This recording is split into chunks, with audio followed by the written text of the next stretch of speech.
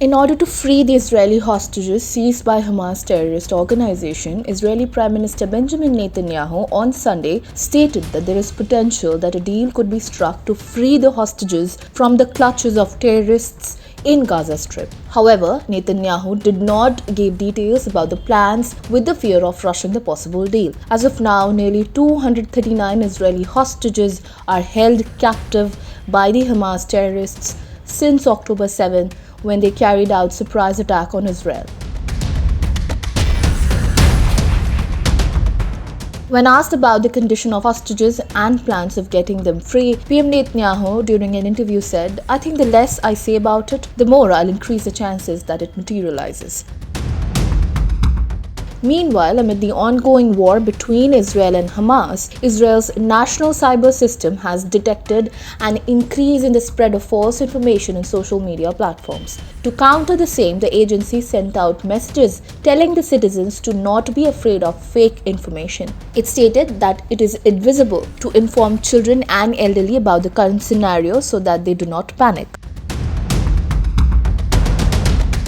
In the Shifa hospital, where a number of Hamas terrorists have taken shelter, hundreds of patients were trapped as war erupted near the compound. The European Union condemned the use of hospitals and civilians as human shields by Hamas. Issuing a statement on behalf of the bloc, EU Foreign Policy Chief Joseph Borrell said that civilians must be allowed to leave the combat zone. He also urged Israel to exercise maximum restraint, stressing the obligation under the international humanitarian law to protect hospitals. Earlier, Israel Defense Forces said that their troops delivered 300 liters of fuel to Shifa hospital for urgent medical purposes. However, the Hamas terrorists restricted the hospital from taking the fuel. IDF said on X, formerly known as Twitter. United States, which is backing Israel in its fight against Hamas, struck two locations in Syria to destroy two Iran-linked sites, Mayadeen and Al-Bukamal.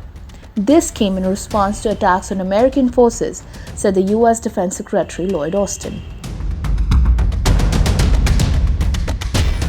Meanwhile, Hezbollah militant group fired anti-tank missiles at the Israeli communities, severely wounding utility workers. Those injured belonged to Israel's electric corporation, who were repairing lines damaged in previous attacks.